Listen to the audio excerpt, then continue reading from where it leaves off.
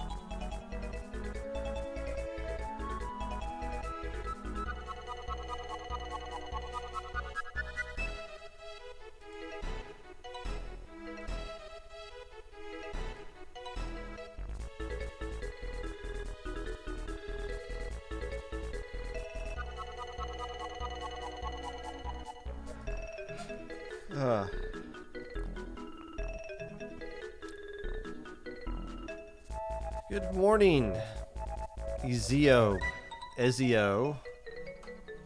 Epic Pikachu. Oh, by the way, Epic Pikachu, did you sign up for the Low Ink with like a bunch of?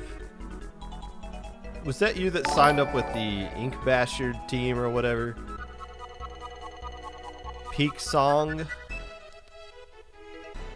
Yes, son. Yes. Place where it's 5 p.m.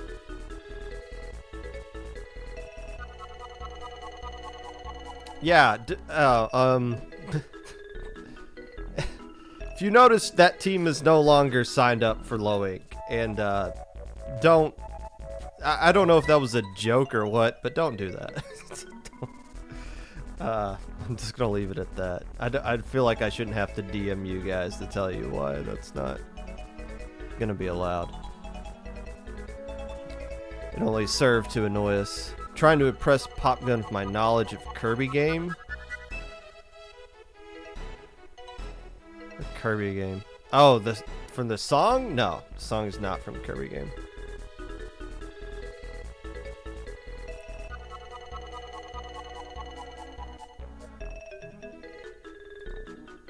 Okay, cool.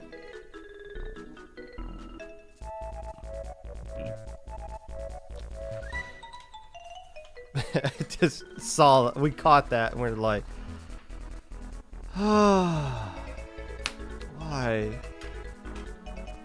I didn't even know Splatfest was going on this weekend. I think it's safe to assume that you guys are aware that things in the Popgun household are changing very rapidly.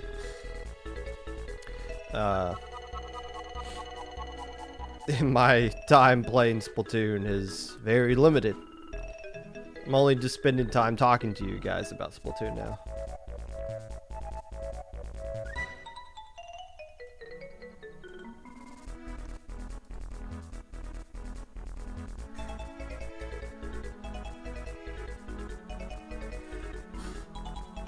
I can't really fathom or understand why mint chocolate chip is one of the 3 options. I figured chocolate ice cream, cookies and cream. I can't believe mint chocolate chip is considered a top 3. I'm not gonna sit here and say like it's bad or that it tastes like toothpaste or something, because I know how you guys feel about toothpaste. But I'm surprised that it is a top 3 choice to pick from. It seems kind of out of left field compared to the other flavors.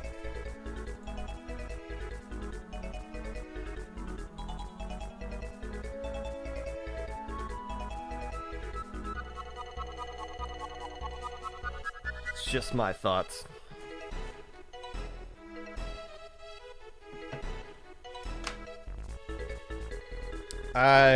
I guess, I mean, I'll play this weekend at some point, I guess. There's no tournaments that I'm running. I guess I'll pick strawberry. I like strawberry ice cream. I'd much rather pick cookies and cream. But, or something cheesecake related. I like me some cheesecake.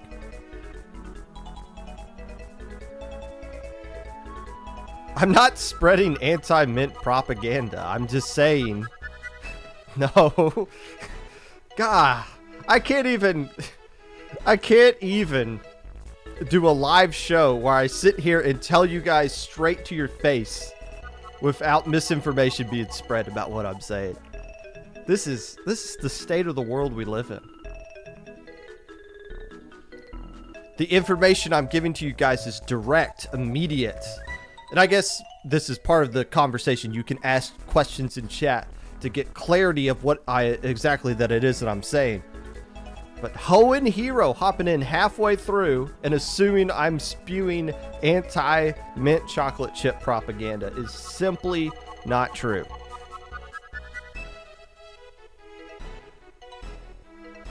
Because of an ad. Well, that's what you get for not subscribing. Subscribe so that you don't miss the one time a week that I stream. I'm joking, don't actually do it. Yes, I advised you all not to brush your teeth. I actually haven't brushed my teeth since the Clinton administration. I'm doing fine.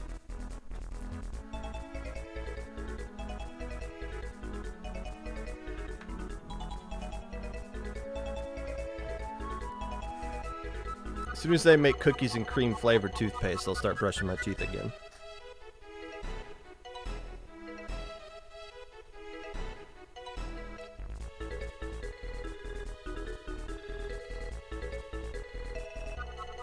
But yes, I'll go with strawberry. If you had to get the... I love vanilla ice cream. Well, actually, no, wait. Did Shiver pick vanilla? I'm a Shiver stan, so I'll just go with whatever Shiver picked. Well, it's one of those guys. Well, so-called free thinkers when it's time to pick ice cream flavors, am I right? Alright, I'll pick vanilla then.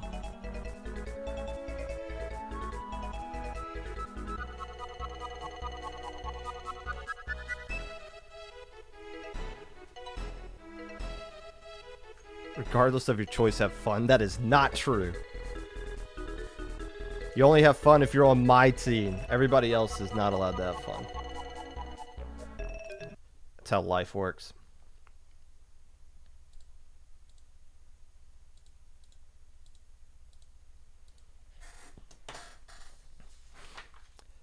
Hello, friends, and welcome back to the Popcast. Whenever you're listening to this, whether it be live or a VOD, Twitch or YouTube, or Spotify, while you are experiencing Pikmin 1 and 2 for the first time, wrestling with the new tweet deck, and figuring out how to get back to the old tweet deck, uploading a video onto your How to Play Splatoon YouTube channel of how to play Ultimate Frisbee, whatever it is that you're doing right now. Appreciate you taking the time out of your day to listen to this. Unless I don't. I don't want to sit here and compare, one Splat YouTuber to the other. Yeah, I enjoy all the content, but I gotta say, I haven't seen a dude upload a video of how to play flag football anytime soon. I think Squid School's on to something here. Congrats to those of you who got voted into whatever Plus server that you were trying to get voted into. If you did not get voted into the Plus server that you wanted, and you ended up stuck outside in the cold, well, sucks to suck, I guess. I particularly don't care about who's in or ain't in the Plus voting server. I will say this, though.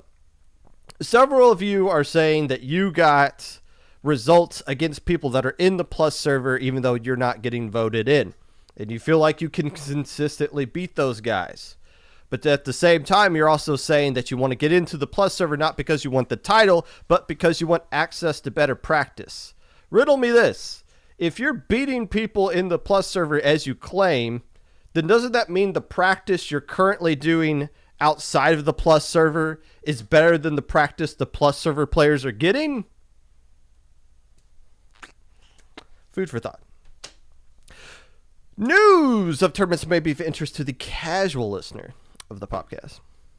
Gridlock is this weekend. I believe registration is closed. Do not quote me on that.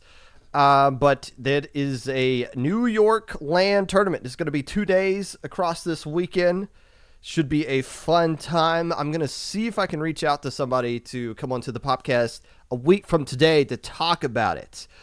So be on the lookout for that. We've seen California pop off at the end of June. We had a hammer on for that. New York, now it's their turn to kind of flex what they got going on here. It's good to see a bunch of lands starting to pop up and getting some notable players and teams and higher numbers sign up for it outside of the low tide cities and the rip tides and the big houses. We need these quote unquote locals to take place. And this one looks to be pretty good. So make sure you pay attention to Gridlock this upcoming weekend if you're in New York.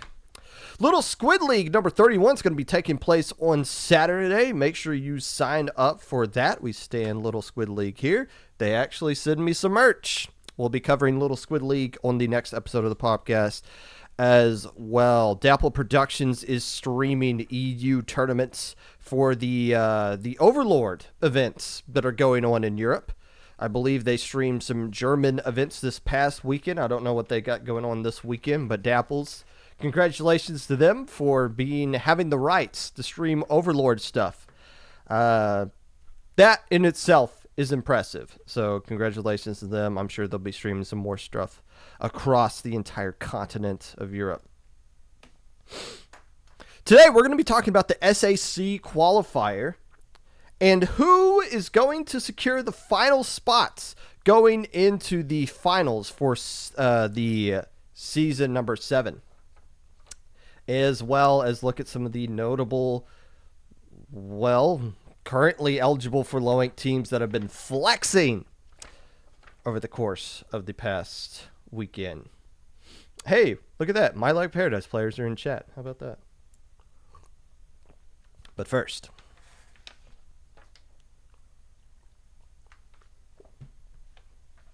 I hate talking about this stuff. I do. I honestly, I hate it. I hate coming on here and talking about not fun things. I like coming on here and joking and making fun of the idiots in chat and giving my predictions that are always correct on paper but never correct in reality. And I like coming on here talking about tournaments. I like talking about the game that we get to play, what the whole point of this is about. However, it is important to have these adult conversations about more serious things because, quite frankly, there's not a lot of places where you can have adult conversations in the competitive Splatoon scene about serious things. What am I talking about? Well, a couple of weeks ago, Splat Safety made a tweet on their public Twitter account, publicly announcing a ban of a player who committed level 2, 3, and 5 offenses, which is good enough to land them a permanent ban from the community for all of eternity. If you're wondering what a 2, 3, and 5 level offense are, 2, it can be pretty significant. A level 2 offense alone, if you look at what the definition of a level 2 offense is by the Code of Conduct, that's pretty serious. So to rack up a level 3 and a level 5 offense is no joke. Those are some pretty serious stuff. Some like, you should get local law enforcement involved in kinds of things. So to wrap up those kind of offenses is, you gotta really suck at life to do that. I'll just flat out say that. Now, I need to be careful what I say here because every time I talk about Splat Safety, it draws in opinions. There's radical people on both sides of the spectrum. I think you guys saw the vocal majority of morons on Twitter who were upset anytime Splat Safety just opens their mouth. There's also people who defend Splat Safety that are equally as crazy.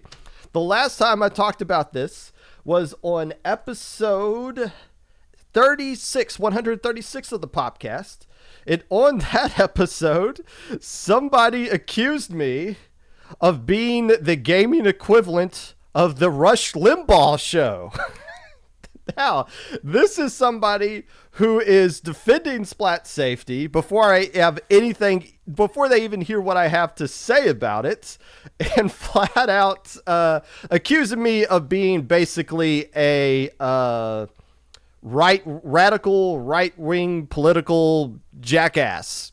I tend to think this isn't a Rush Limbaugh equivalent show. And if I removed everything and I just showed you the screen, air sign down below here said the same exact thing. Bro, this isn't Rush Limbaugh. My point being, there are people on both sides that are equally crazy when it comes to having conversations about Splat Safety. So I think it's more important that we have an actual adult grown-up conversation about what's going on here and weed through some of the crap. Oh boy. Now, the last time I talked about Splat Safety, episode 136, I listened to that episode again today on my bike ride around the neighborhood just to kind of refresh myself on what all I said back then and does it hold true to today. Some of it still does, yes. But if I were to go back and revise some of the things I was saying then, I definitely would. And I want to take the opportunity to do that here today. Because as we get older, we start to think about things a little bit more clear. We start to come up with a little bit more understanding of why, oh, well, this is why they do things like that. Or this is why things are done in this kind of a way, even though logic would tell you, or maybe not logic, but like our past experiences would tell us they need to be done a certain way. And Splat Safety is not like anything else that we've interacted with before. Certainly not something I have experience interacting with in the way that they operate things. So now, going a little bit year older, I got a little bit more of a clear understanding. And I didn't do this by in-depth research. I just thought. I just listened to other people and came to my better conclusion here. So in reality, if you are, before you guys start comparing me to radical political pundits, let me just get this out of the way right now. I don't have anything negative to say about Splat safety here. I might have some criticisms here and there, but being 2 weeks removed from the nonsense of what was 2 weeks ago, I really don't have anything negative to say about Splat safety. And if I did have something negative to say, I would. You regular idiots in chat know full well I have no issue calling a spade if it comes down to it. But I got nothing bad to say about them. Instead, I got a lot of bad things to say about the morons that take place of things on Twitter. Because I'm so frustrated. My frustration is at the outrage that comes whenever Splat Safety does anything. They do anything at this point, and it's enough to just set off this wild mob with pitchforks in their hands, ready to rage against the overlords that are making up Splat Safety, that are controlling the scenes from everything behind the thing. In normal circumstances, somebody announcing, "Hey, we are banning this player for life for the things that they've done," you would think everybody's response would be, "Yeah, good job, Splat Safety. Way to get that guy out of the community," or whoever that person was. Good. This is a great thing. No, the initial round of tweets surrounding it was, "Who is that?" And to be quite honest with you, I didn't know who that person was, which is a good thing. None of us should know who that person is. We should just know their name so we know not to let them into tournaments, and then we can forget about their sorry existence. It was more so not met with praise, but more so met with criticism. Not at the player that was banned, mind you, but that the ban took allegedly 2 to 3 years to take effect. The screenshots of the document that showed what this player was doing to other people dates back to 2021, I believe. So it leaves this question of, well, wait, if this got reported 2 years ago, or possibly 3 years ago, why is it just now getting a ruling displayed about it? That is concerning. That is a major issue. And that was the reason why I talked about Splat Safety back on episode 136, because a very similar instance happened then. Somebody had just come out and said, "I released this document to Splat Safety. I told Splat Safety about this situation that was happening to me, how this player was harassing me, and they did absolutely nothing about it." So they went to Jay Wanaldy and said, "Hey, will you get this information out there? Because Splat Safety isn't doing anything. Can you let everybody know what's going on here?" Jawaldi passed it around, and then everyone was saying, "Wow, Splat Safety just sat on that and didn't do anything about it." That is concerning.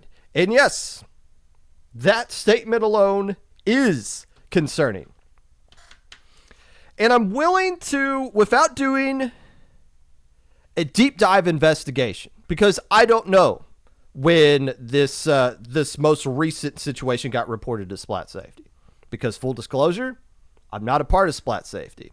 I probably never will be, never even considered being a part. Well, no, I've considered it, and then I realized, no, that is not something I need to be involved in.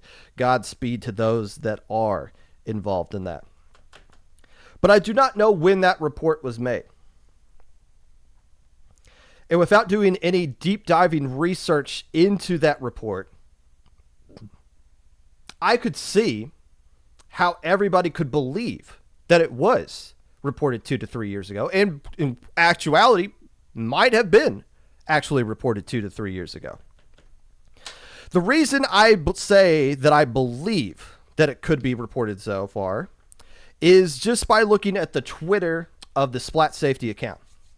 Splat Safety has released 3 public statements on their Twitter account. One back in February 28th of last year, November 25th of last year, and June 25th of 2021.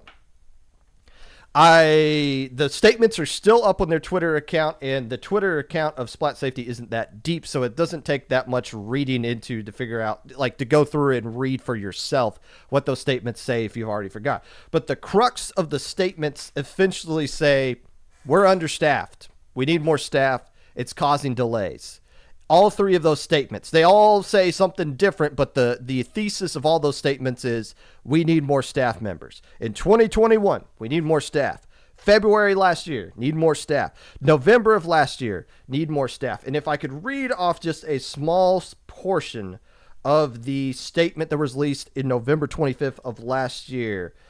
Quote, we have a backlog of cases that were submitted to us in the past year or even the year before, and we do consider all these cases as open cases. We plan to get to those cases. We are aware that some of these situations are severe and active, and it weighs on us heavily that we have not been able to resolve them in time. We are very eager to resolve those situations soon as we continue our work and expand our team, end quote. Now, portions of that quote or that statement also go on to say that they've added new people to their team, but they're in the process of getting them trained as to how they go about doing their things effectively. What do they do training-wise or anything like that? I don't know. I don't know. I wouldn't know. But they're flat out admitting in November of last year, we're really far behind. We understand this is a significant thing. We want to get to these cases. We know these are very serious cases. We just don't have the capabilities or resources or whatever to get to them right now. They openly admitted that over a year ago. So yeah, when they come out with this ban 2 weeks ago and everyone's saying, whoa, this was like 3 years in the making. How did it take you so long? They openly admitted it. They gave you the information right there. They said, hey, we can't keep up with all the things that are going on in this community, which is so sad that there's that much garbage in this world that we can't clean up all of it. That is, well, I mean, it's the state of the world we live in, I guess, and that's kind of frustrating. But it shouldn't be a surprise. After reading that statement, anything that took place over the past couple of weeks with that conversation shouldn't come to a surprise to anybody. Now, it is fair to be critical of everything. I've always been said that. I've been very consistent across 184 episodes of the Popcast. Being critical of anything in this community fairly is always welcome and warranted. And if anybody can't handle fair criticism, nobody's keeping you here. There's nothing that's tying down anybody to this community. Oh boy.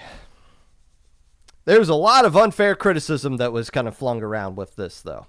So put on your gloves, boys and girls. We are going to weed through a whole mountain of crap all going on that was flung on Twitter about this situation that took place 2 weeks ago. First off, somebody claimed that they heard from a friend, a very reliable source, that if you wanted to see the amount of players that were banned from Splat Safety, you had to pay them money. That is 100% not true.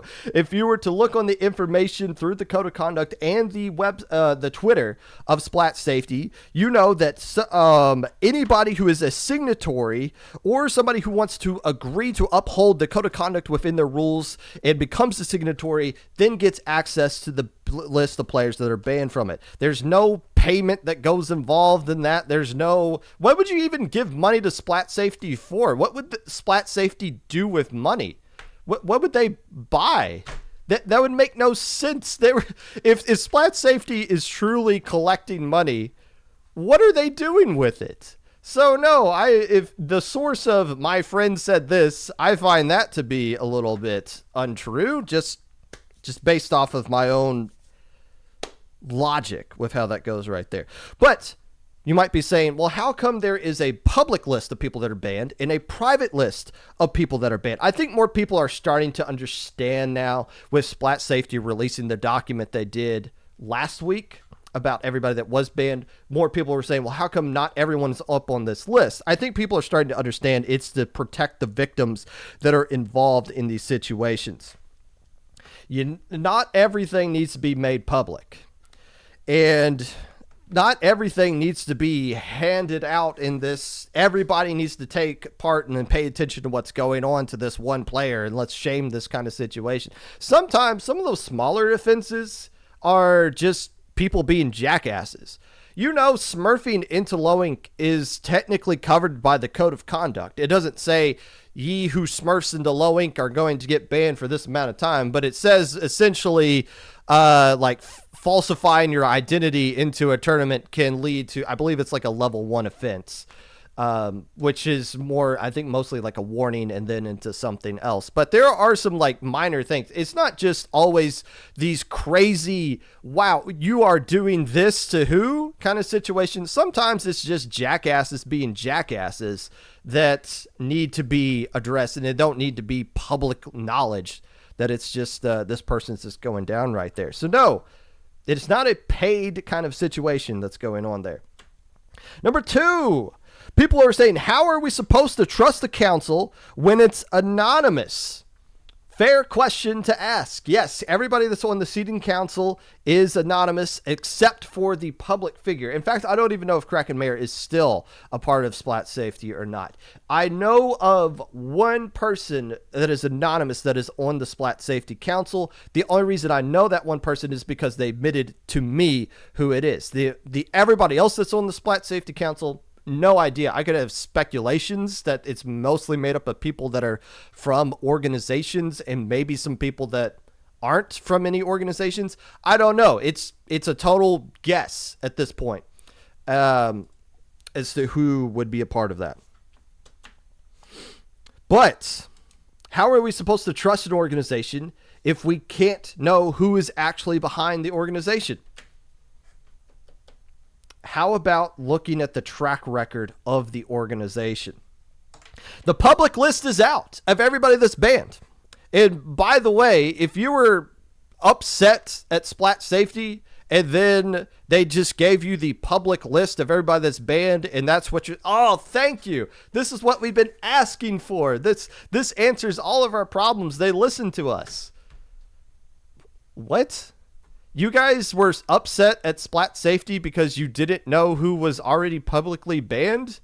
That information was out there already. It was on their Twitter. If you just go to their Twitter and hit the scroll wheel on your mouse, which isn't a very deep Twitter feed, you would have saw everything. That document was just them basically taking all their Twitter and just condensing it into one document. Yeah, it's nice to have, but that they didn't share anything new. It wasn't anything mind-blowing here. You guys were basically just saying, I wish somebody would tell me where all the McDonald's in my city are, and then somebody just handed you your own phone and said, here's how Google works. And then you're like, thank you, this is what I've been looking for. No, it wasn't.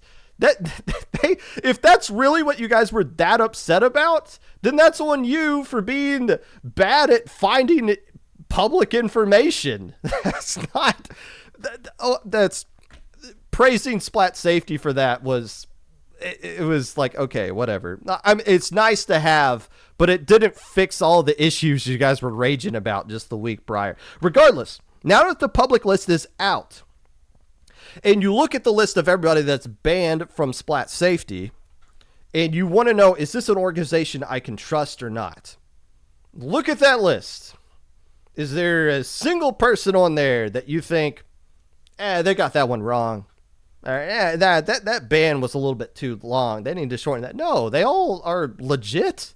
They're all, I haven't seen a single person come out in defense of somebody that's been publicly banned. It's been unanimously, yes, get that person out of the community. If there was somebody not on that list, though, that would be an issue. And that comes into the play of, well, how do I know if somebody's not on that list that should be on that list? Well, again, trust the track record of these things, right?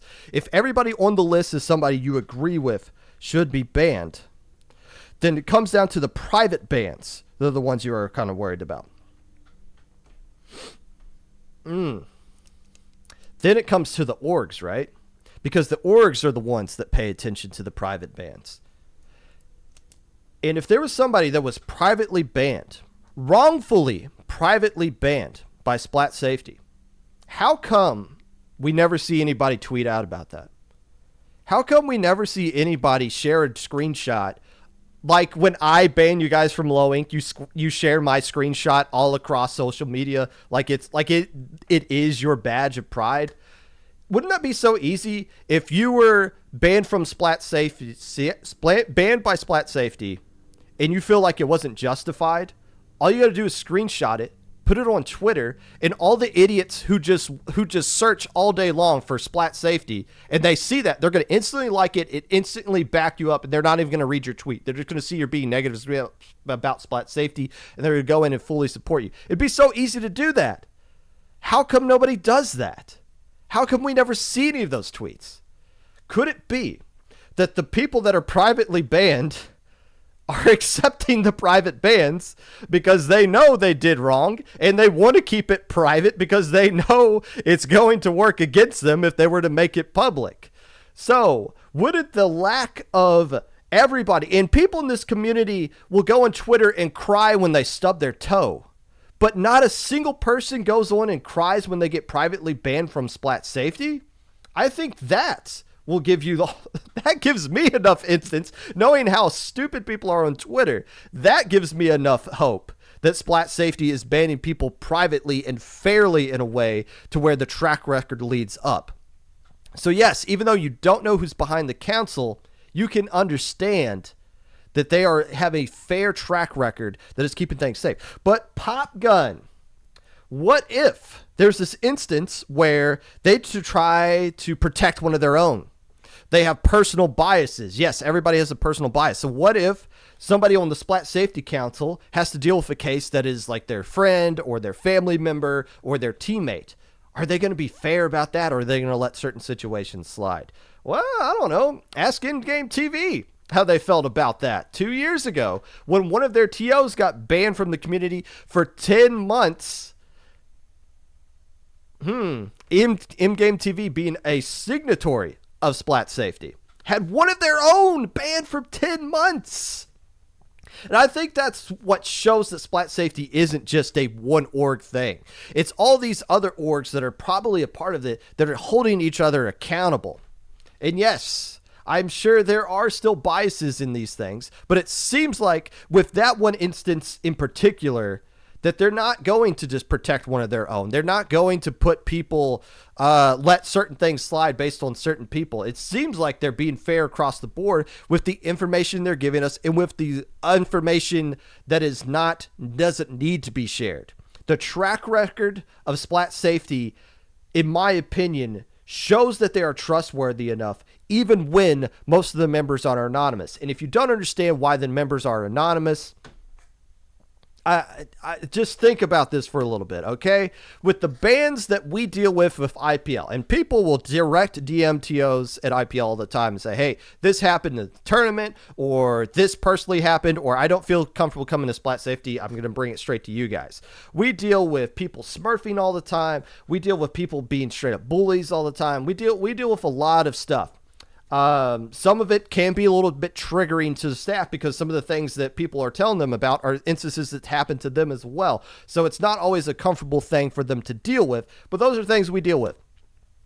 Splat Safety deals with pedophiles, literal criminals, and at one point was dealing with somebody who was threatening a mass shooting event at a LAN. That's why the members need to be anonymous, okay? They're not dealing with just jackasses on Twitter. They're dealing with literal criminals. I think it's fair to say that they're going to be anonymous. And again, I've said this before, I'll say it again. Who among us wants to be known as somebody that's on Splat Safety? Raise your hand. I'm not. I don't want to. If I've ever become a part of Splat Safety, I want to sit here and say that I would make it public knowledge so that everybody would know, but the fact that I wouldn't is why I don't want to be a part of Splat Safety. It's just, but I don't blame anybody for being anonymous as a part of it. Anybody that's sitting here calling for everyone that's on the council to come out, just look through the people that have been publicly banned and look at the things they've done, and then let them know Hey, yeah, you were a part of this. You're the person that you gets to deal with that. Oh. Number 3. You see a lot of people say that we need to get rid of Splat safety / replace it with something better. My question is this. What is your suggestion?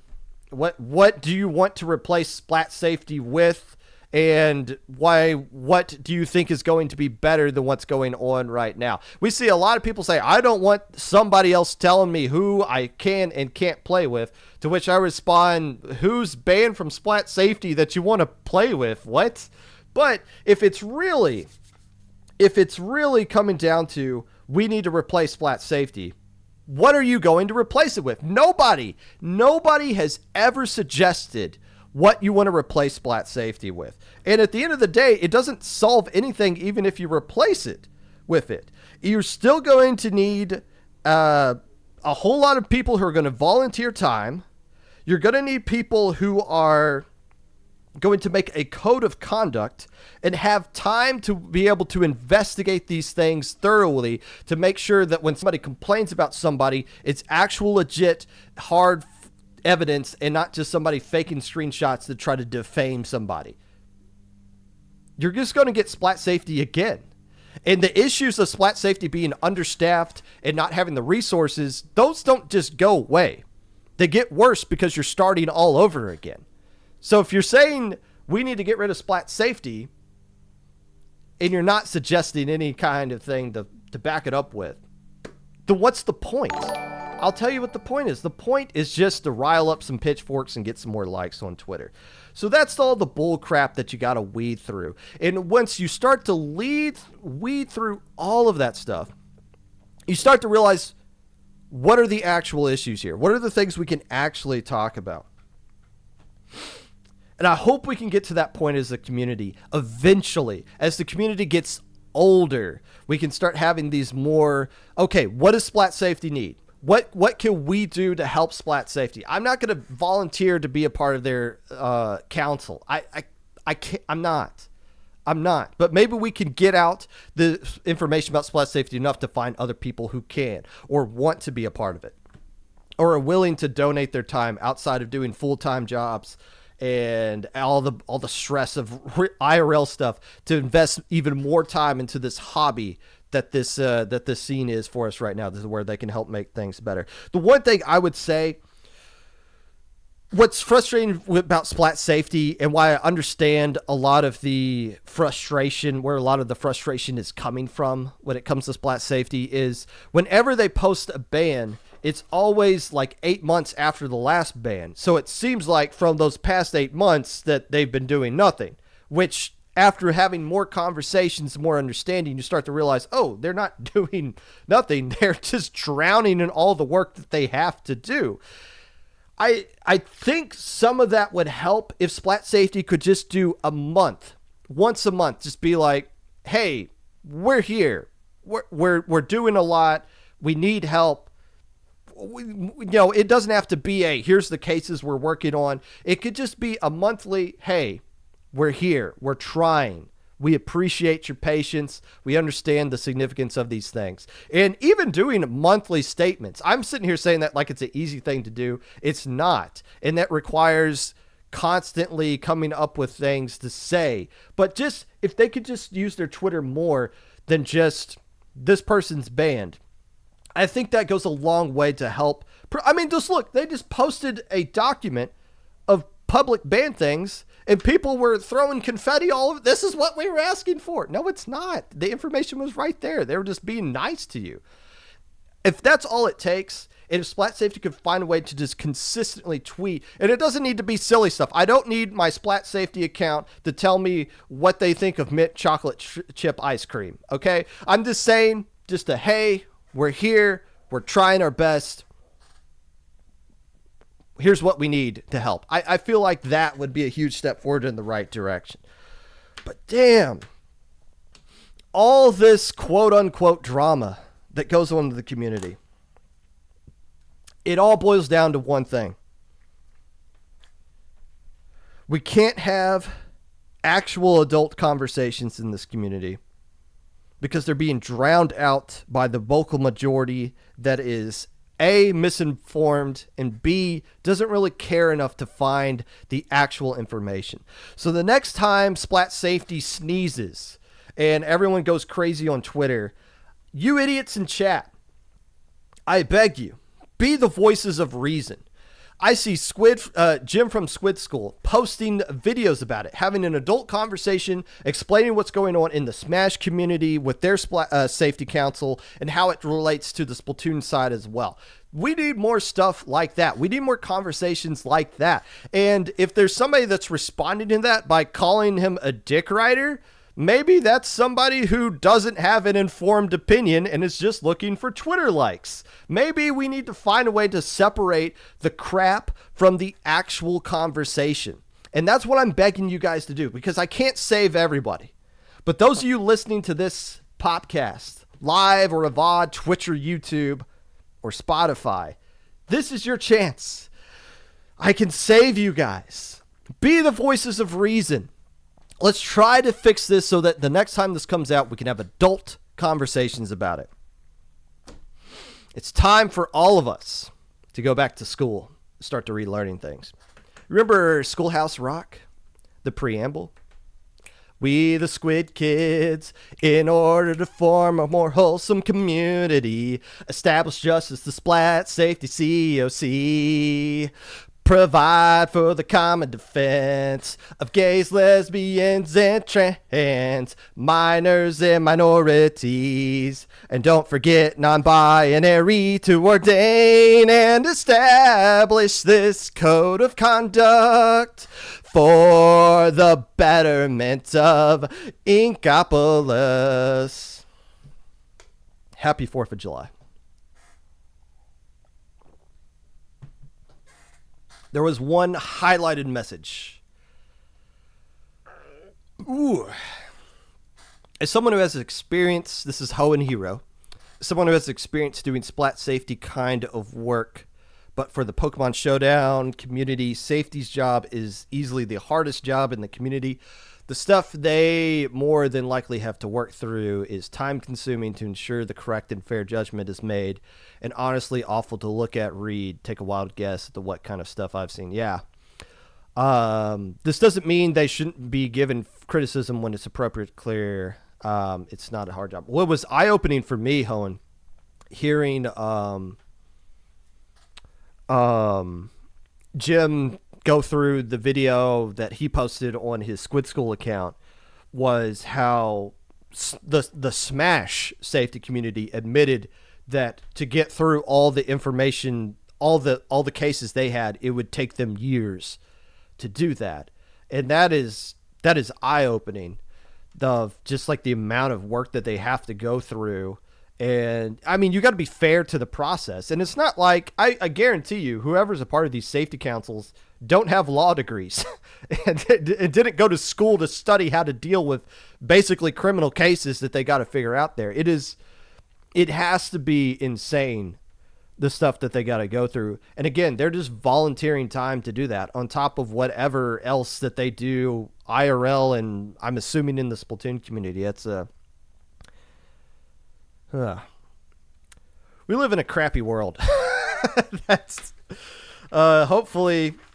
And the good news is, and this is why I hate talking about this stuff, but we need to talk about this stuff. I get like people being like, Twitter is too much for me today. Post your pictures of puppies and stuff. I'm like, okay, fine. But if we just post pictures of puppies and distract ourselves from this, we're never going to move forward. So that's why I talk about these things, and we're going to move forward by talking about the actual video game. It's time for the weekly recap. Ugh. SOS number 114 was won by Rabid. Bad took second place, and Legato rounds out your top three. This is the first SOS win for Rabid, who plays in everything underneath the sun. The one thing I want to point out with SOS number 114, they capped registration as, I believe, 14 teams over the limit had already signed up by Tuesday. Could you imagine how big SOS would be if they didn't have a registration cap on it? It could get over 100 teams every single week. Now, there's no way you can do a 100-team weekly in under 4 hours unless you're from Japan. But if we did Japan's rule set, you guys would be crying on Twitter all the live long day. Hammerhead bracket was won by Take Your Meds. Mako bracket was won by Pentamento. In Lantern bracket was won by Connection Terminated, which was the team that my wife played for, and that is the official last time my wife is going to be appearing in a tournament, at least pre-Pop Gun Junior. Who knows how things will carry on many years down the road. Proving Grounds number 16, won by Sway. Surplus took second place, and Zuka Gang rounds out your top 3. Zuka Gang, I'm sorry, we underseeded you. I know sometimes people go on Twitter and complain about the seed that they get in Proving Grounds. Most of the time, it's like, you guys suck. I don't care. But when we misseed somebody that bad and they make top 4, okay, I suck and I care. My bad, Zuka Gang. Sway, is it Nightmare Sway? Is it Sway Nightmare? Is it just Sway now? How come In Control Red Sun gets to be called In Control Red Sun, but Nightmare just drops that and becomes Sway now? I want them to be known as the actual Nightmare team. Just keep the Sway in there, but they were always, you dance with the girl you brought. Nightmare made them who they are. Wouldn't be opposed to them getting rid of their Gengar logo, though. I'm sure that doesn't fit the Sway brand at all. This was the biggest Proving Grounds ever, even bigger than we did formats people actually liked. But hey, this single limb into top cut double limb format, I wouldn't be surprised if we start seeing that popping up in other events.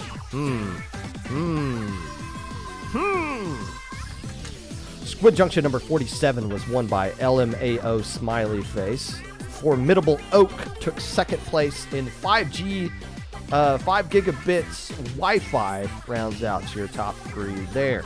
3 pickup teams winning the Squid Junction number 47, the notable double elimination tournament taking place in North America for Dapple Productions. 40 teams took place in this one that is inching ever closer to 50.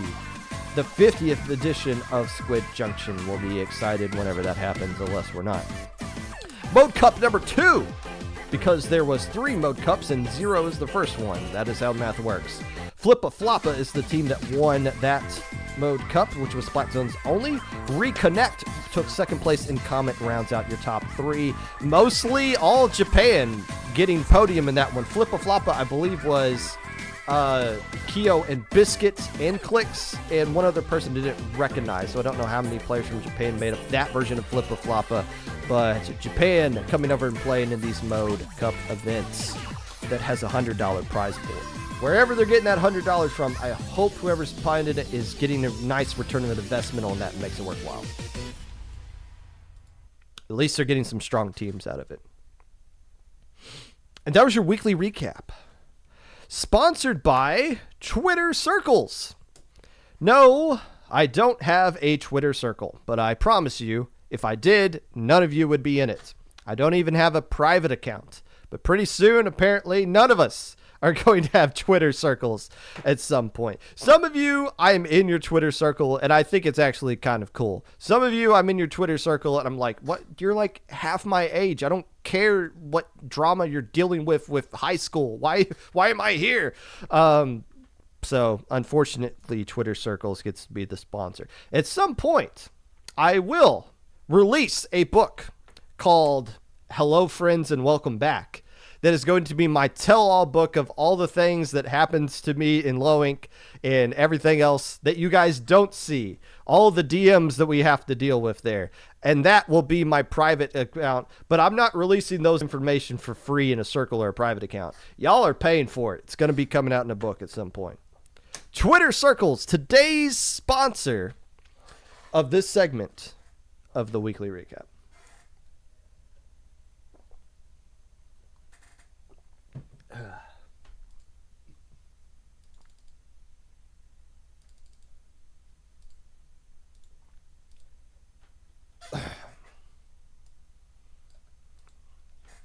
All right. Now the reason you all came here. Both Flip a Flop It and Reconnect consisted of 2 NA and 2 Japan players. Thank you, Epic Pikachu. Still, it's nice to see that Japan is coming over here. The more we connect with Japan is a good thing. And even if they're taking all of our money and escaping into the night. It's been a rather quiet SAC season so far.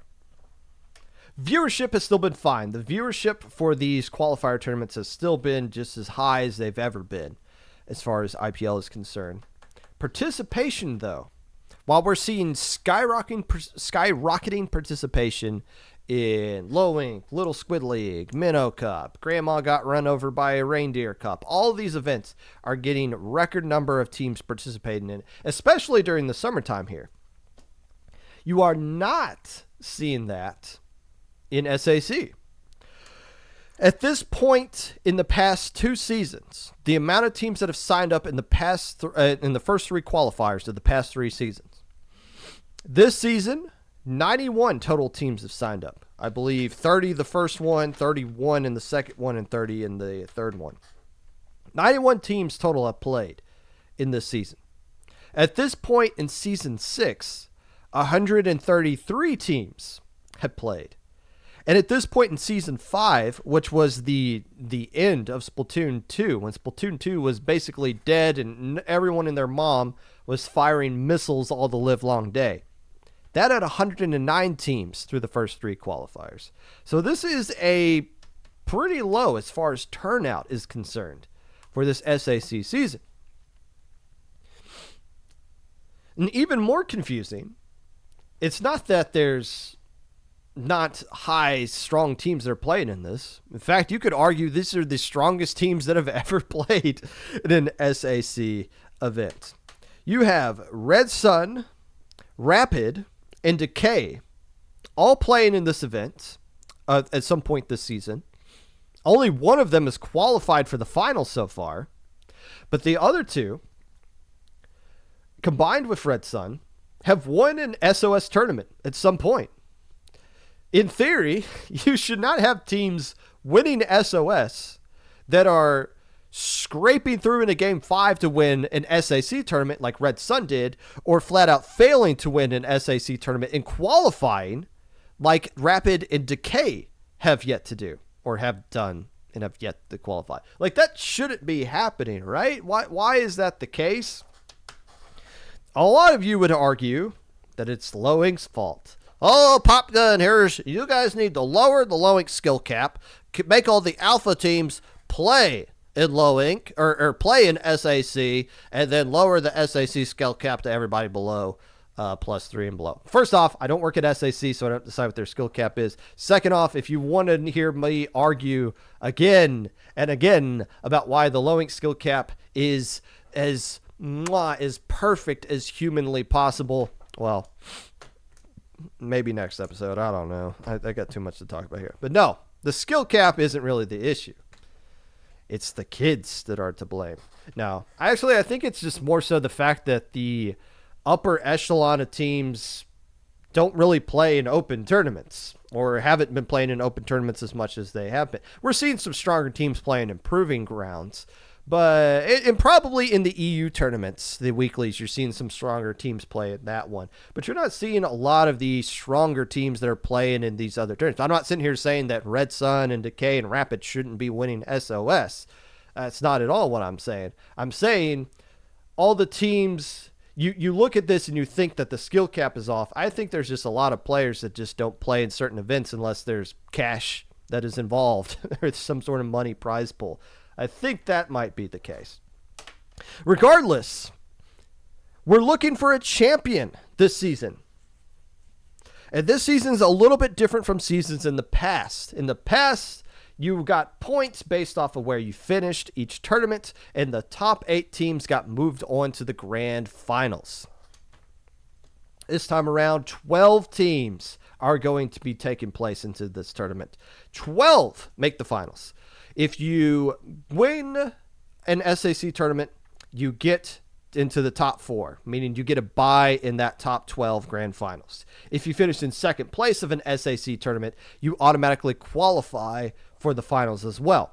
So we've played 6 tournaments so far. That means, or 3 tournaments so far. That means with the math here, 6 teams have already qualified. Synergy, loaded diaper.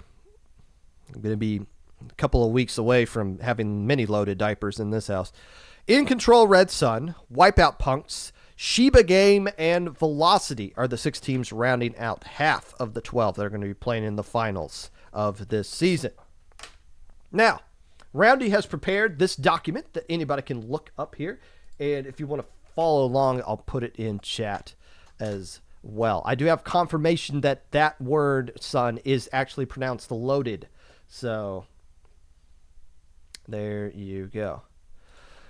But this is the wildcard standings as they sit at the end of the 3rd qualifier. Now, 4 teams are going to get a wildcard spot, but if you pay attention here, Sanctuary has this yellow guaranteed playoff spot. Why? Because the most points somebody could get by not winning the tournament is 3 for 3rd place, and Sanctuary already has 7 points, and there's no way anybody can jump in front of them. So Sanctuary doesn't even have to play this tournament. They are going to qualify for at least a wild card spot going into this one. So that leaves 3 wild card spots that are technically still up for grabs. So where do we start with this? You got every team that is listed right here. And let's start right off the bat with the teams that got 3 points here. Decay and Frostbite. Technically, there is a way for both Decay and Frostbite to not qualify for this event. Actually, no, I don't think it's possible for both not to qualify. I think it's possible for one of them not to qualify, but both of them are pretty much a lock to get a wild card spot here. The only way that these 2 teams don't get a wild card spot is if somebody not on this list, let's say for the sake of argument, Secret Elixir signs up and Persistent signs up and they just have an absolute monster of a day. And those 2 teams finish in the top 2 of the next qualifier and they automatically qualify. Now there's only 3 spots left. You would need Thimbo IHOP to finish in 4th place to go above them, and you would need someone else below them to finish in 3rd place. So you need all kinds of shenanigans to happen. And if that were to happen and Decay and Frostbite didn't even play in the next qualifier, then yes, Frostbite would be the odd team out because they have less points. So let's just say, for the sake of our own sanity, that that's not going to happen, because it's not going to happen. Decay and Frostbite are 99.999% chance of getting into this tournament as a wild card team. That leaves 1 spot up for grabs. Well, there's another thing I want to mention here. If one of these teams wins or finishes in 2nd place of the next tournament, then they don't get a wild card spot. They get that permanent spot that's still available for them. And if I were to pick 2 teams to actually qualify out, finish 1st or 2nd in the next qualifier, Decay's looking pretty good. They finished in 3rd place in the last tournament. The problem with Decay is they were really strong a month ago. They were winning SOS. They were getting podium in Squid Junction and Proving Grounds and SOS consistently. They were a hunter like a month ago. But since then, they've become the hunted. They've become the team that everyone uses to get into the Plus server, even though nobody votes for you if you have results to actually get into the Plus server. But Decay has gone from being a hunter to the hunted. They're not playing up to seed. They're not playing as strong as they were before. They did really good in this last SAC tournament, beating Rapid in a Game 5 in the 3rd place match. And I think that's a good sign that they can get back into the form that they were about a month ago. So I think Decay, you can lock them in for sure as being one of the teams that's going to finish in the top 2. Rapid is the other team I think you need to take a look at. It's really telling with Rapid. What Decay was a month ago, Rapid is today. Rapid is today's hunter. They are hunted for sure, but they are a hunter. They are looking constantly for teams that they can knock off and get resumes for, and they aren't scared to play anybody. Nobody scares Rapid. It's been that way for several months at this point. Rapid is going to make the top two in the next qualifier. Velocity, credit to them for knocking them off and getting into the qualifier. Velocity beat them in a best of 3. And Decay versus Rapid, that is a fun matchup to see. I hope those two play in the grand finals of the next qualifier. It went to a game 5 when they played each other in the third place match last qualifier. This one's going to be fun if they play against each other, because I think there's some friendly/unfriendly chit chat between the two teams on Twitter at time to time, and that usually translates to interesting matches to watch on stream. But regardless, I think Decay and Rapid are not going to get the wildcard spots. I think they're going to get those last 2 spots. So at least 3. Sanctuary's got one of the wildcard spots. Decay and Rapid, I think, are going to qualify outright. Frostbite, they got 3 points already. It's going to be, like I mentioned before, it's going to be hard for them not to get out there. And if 2 teams on this list qualify without taking a wildcard spot, then Frostbite is, I believe, mathematically guaranteed to, well, no, actually all these teams would have to get top 4 or top 8 and then get more wins against. Frostbite's making it. Sanctuary, Frostbite. That leaves 2 wild card spots left from Rapid on down. One of those spots I'm going to give the Great Question. Why? Because they're actually consistent here. They're getting 1 point in every tournament that they're playing in. They should have got a point in this third match right here, this third qualifier, because they beat the team that won. They beat Shiba Gang. They finished number 1 in their group. They were looking really good going into the top 16 or the gold bracket round 1. The only problem is the British Reckoning, realizing this isn't low ink, said, hey, we can play better when there's no pressure on us, and they knocked off Great Question 2-1 and robbed them of an opportunity to qualify for the tournament outright. So Great Question has a lot of solid wins underneath their belt. It's just they got upset by a team that was a little bit more hungry than them in that first round. I think Great Question bounces back and gets enough points to where they can secure a playoff spot. So that leaves 1 more wild card spot left. And this is where it gets awkward, because you got Thimbo IHOP and the Flying Dutchman that only played in the first tournament and I don't think is playing anymore. I don't even know who this pending team is. And you got a bunch of other teams that were either recently banned from low ink or are still technically, as of today, eligible for low ink that are going to be making it here. This is going to be kind of weird. So who do I got to go in there with? The Reckoning team. I don't know. Obviously, that win they got in that last time was great. They only got 1 point here, though. Octopi, I know firsthand how good these guys are, but again, not getting enough consistent results with these 1 point situations right here. Don't think if Pending is going to be playing. I don't know about Flying Dutchman. The Shadow Wizard money game is confusing because I think there's 3 different teams with that name. Mylag Paradise, what the hell happened to these guys? Mylag Paradise had a Cinderella run of all Cinderella runs when I thought they didn't exist anymore. They just came out of nowhere and said, hey, we're back, and we're just going to rip everybody apart. Do I buy stock in Mylag Paradise? I did that 2 years ago, and it's come back to bite me since then. Mylag Paradise, it's nice to see them back. They're not going to make that final wild card spot. Sorry, not sorry. Dark Masters is a really strong team in their own right. 2 points to their name, I believe. We're looking at right here all the way across. Yeah, so they actually got 2 points. That's good. The problem is when it comes to tiebreakers, they have 0 wins against teams that finish in the top 8. But still, Dark Master seems like a favorite to compete for that final wild card spot. I want to put a team that's not on the list here. I really do. I really want to say that Triggerfish Zone Supremacy is going to get that final wild card spot.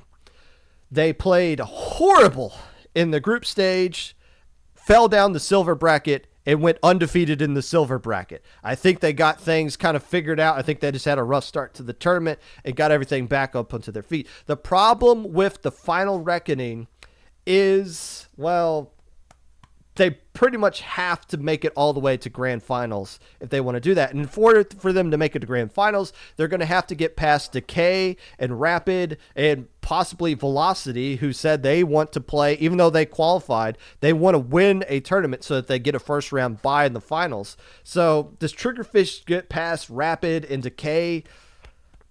Yeah, they're capable of it, but if they play with that slow start like they did at the beginning of SAC, no, they're not. So the Triggerfish, if they just played in some of these earlier tournaments, if they had 1 point to their name, I would feel very comfortable saying Triggerfish is going to make there. But since they have 0 points, I can't think they leapfrog everybody in one tournament unless they just flat out steal a qualifying spot.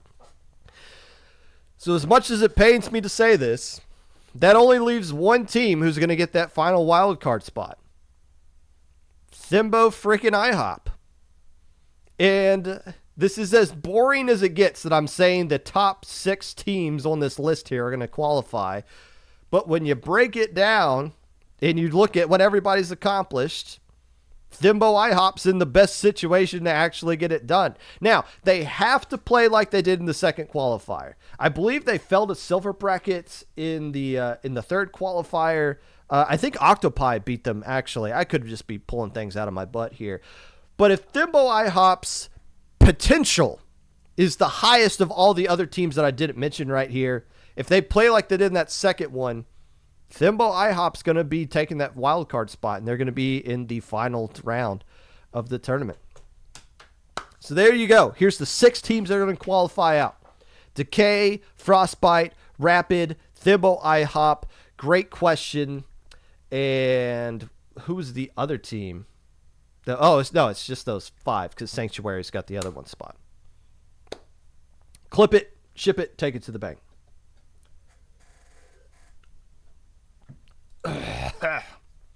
There we go.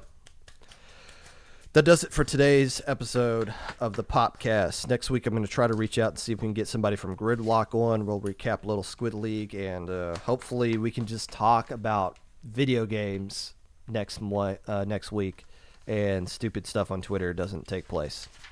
But maybe stupid stuff does. We just won't talk about it. I don't know. We'll see how I'm feeling that day. If you'd like to be a part of the podcast in any way, feel free to reach out my socials below. Twitter, Mr._Popgun. Discord at Popgun. YouTube at 25Popgun. Twitch at Popgun25. Anchor.fm/Popgun. TikTok at Mr._Popgun. What was that? And all I watch on Twitch nowadays is speedrunning tournaments and Artosis. So let's see. Oh, Mel is...